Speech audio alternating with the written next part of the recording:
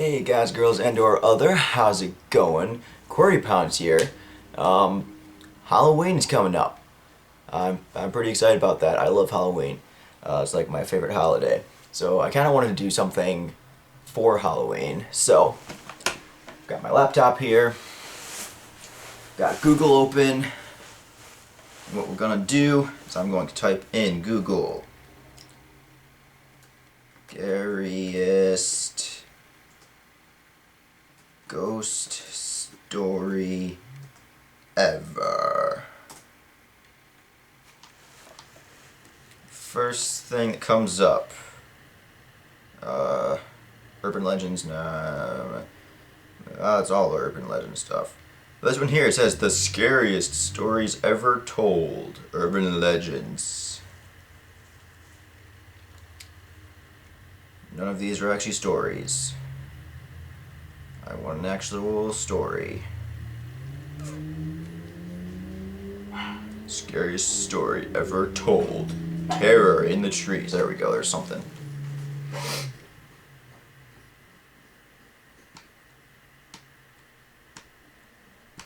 It's loading. It's loading. So how are you guys doing? Yeah, tell me about your day. How's your day been? It's good. It's good. Cool. Yeah. Come on, Google.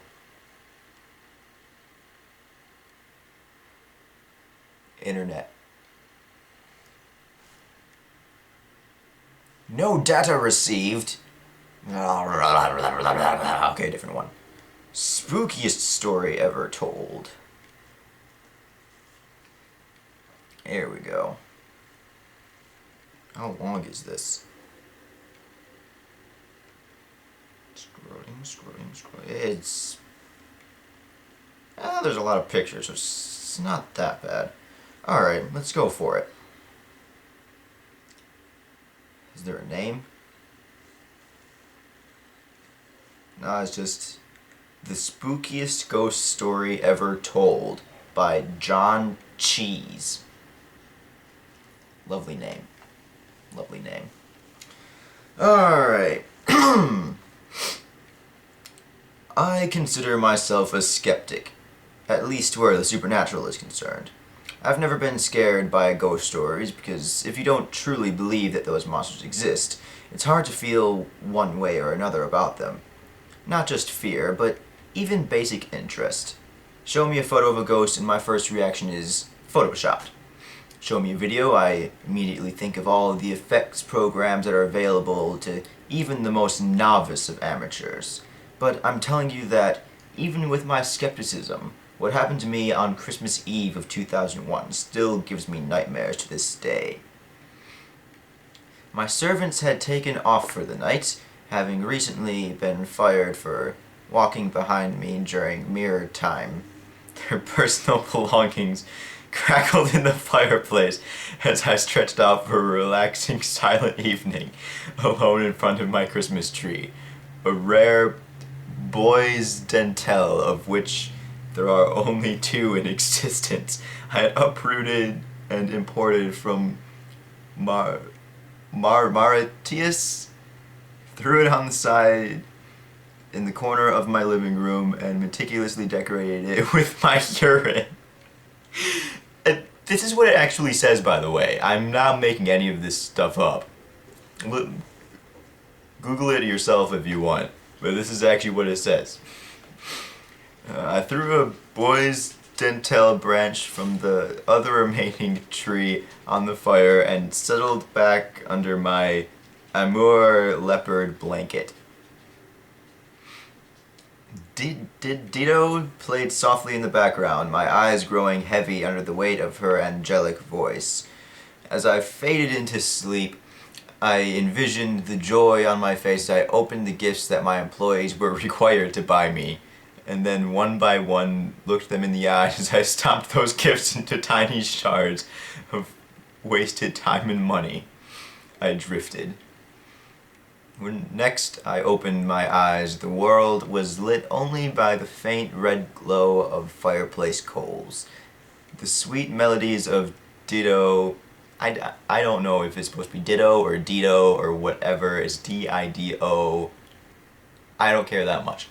Um, the sweet melodies of Ditto caressed the room as I fumbled for my phone. I swiped the screen and blue light pierced the darkness. 3:14 a.m. With a grunt, I sat forward, turned off the phone, and waited for the grogginess to fade, enough for me to get up and find my bed. Something's not right. Can you feel that? You can feel that, John, can't you? Something heavy. Something watching. Dun dun dun. Suddenly I was wide awake, scanning the dim room for intruders. Nothing. No, it's nothing. Look, think. This isn't normal. I squinted at the fireplace. Nope, just smoldering pile of coals. The tree? No, that's exactly as I left it. Nothing in the corners of the room. Nothing behind me. Nothing on the floor. My phone is right. My phone. That's right. You just turn it off. That screen is as black as your assless leather pants. So where's the blue light coming from? This is really weird, especially from a writer's standpoint. It's like I reached for the fire poker as my eyes frantically darted to random spots. I grabbed the handle, reconsidered, and then picked up my sword instead. Then I saw it, a face in the window, blue, lucid, and peering at me with deep sadness. My heart raced, and I bolted out of the chair. Dido screamed and dropped her guitar. Okay, I was gonna comment on the fact that he actually had a sword on hand, that it was kind of weird and that most people don't particularly have a sword nearby, but totally not staged, by the way. Just happened to be there. And also, every time I read Ditto, even though it's not spelled the same, I'm imagining like the pink blob that can turn into any other Pokemon. So that's what I'm imagining in my head. So it's making it even weirder to read this. Anyways. Get out of here before I call the cops, I yelled. I have a sword. It spoke, and I suddenly realized that it wasn't outside looking in. It was behind me, its face merely a reflection in the glass. I am the ghost of Christmas past, John, and I am... I wheeled on the creature as he stretched an arm towards my shoulder. In one swift swing of my katana, I severed 3 of his fingers. They hit the floor and bounced like Vienna sausages, and the ghost let out a deafening howl. Yeah, 'cause, you know, you can totally cut off ghosts' fingers, and they are totally exactly like sausages. And you guys have to see this picture that they have of the ghost. It's pretty fantastic. You look at that. Isn't it beautiful? That's exactly what ghosts look like.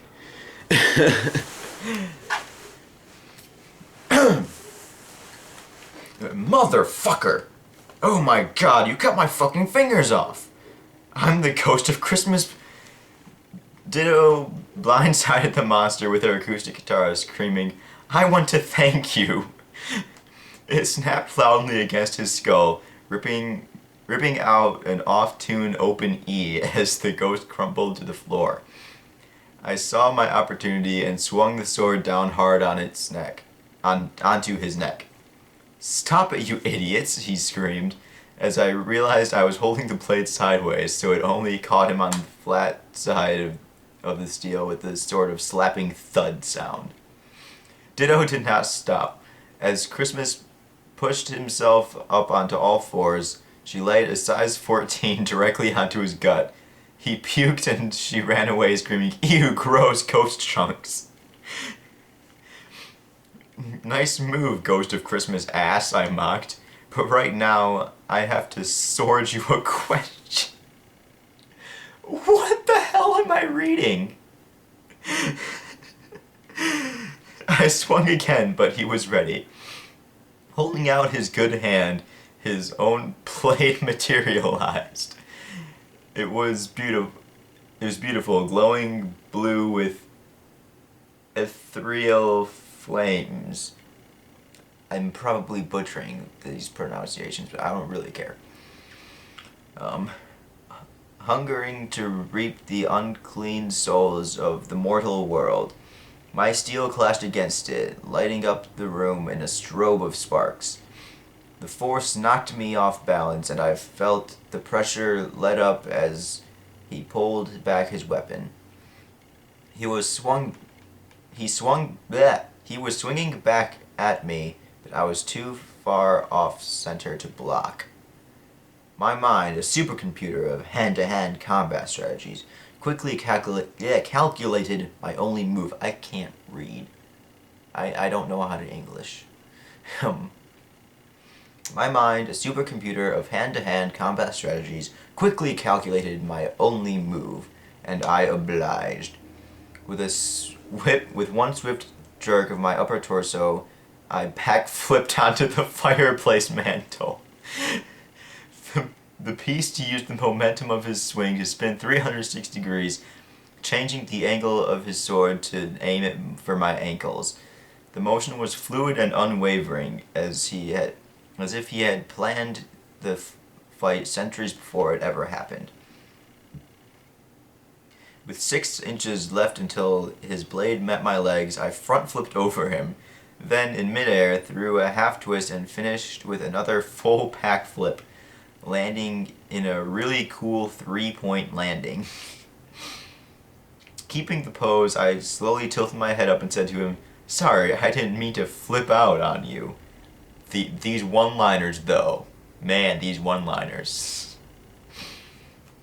"You don't have a ghost of a chance," he retorted. He dropped into a deep kung fu stance and readied his defenses, his sword arcing gracefully over his head like a martial arts rainbow made of only blue.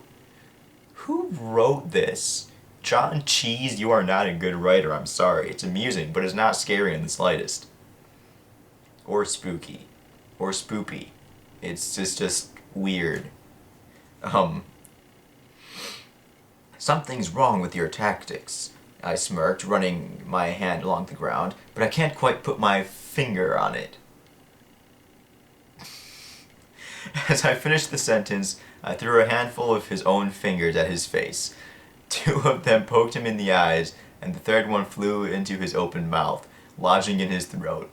He gagged and swung blindly, missing my face by inches. I backflipped to my feet and caught his neck swing with my katana, but the force was too much. My weapon was stripped from my hand and went sailing across the room. The ghost coughed up his finger and inched toward me, his sword moving even closer to my throat. "You fool," he growled.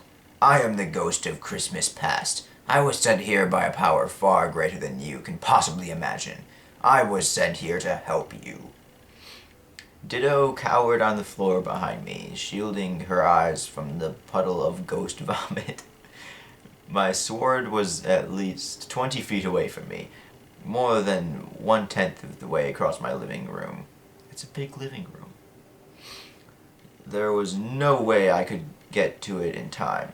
Cautiously, I crept backwards as the spirit approached. "You have lived your life in wicked self-indulgence long enough, John Cheese. It is time you saw the terrible ways you've affected others." He reached out most of a hand. "Come, I have many things to show you, and not much time to..." While his defenses were down, I grabbed Ditto by the ankles and said, "Sorry, Ghost, but it's time to die, Ditto." Really? Okay, you guys have to see this too. The title of this picture is "That's the Smile of Impending Beatdown." And that's the picture they have for it. That's the smile of impending beatdown. I don't understand this at all. Like, it's just... Okay. I swung Ditto at him, full force. She slammed into his chest with a sickening thud, sending him hurling through my living room wall. Utilizing the few seconds of separation, I made a quick dash for my sword. He was already sprinting back to me when I dove and grasped the handle, rolling through the dive. I backflipped up to my feet, my sword in my right hand, Ditto in my left. Sorry if you guys can hear my dogs barking. My dogs are insane. They bark even when there's nothing going on. He skidded to a stop, studied my defensive stance, and then smirked. You want to play this game? He asked in a sinister chuckle. Fine, let me introduce you to my uncle. His weaponless arm twisted and contorted as a large body formed in its place. Christmas grimaced as the skin bubbled and reshaped until it was finally replaced with a full human hanging upside down, its knees connected to the spirit's shoulder. The ghost finished his sentence. Uncle Cracker, that is. Okay. We charged at each other, clashing at the center of the room in a magnificent explosion. Oh, someone. A magnificent explosion of sparks and fire. The sword met sword. Ditto met Cracker. My house was a thunderstorm of backflips and spin kicks. Then just pardon me a moment.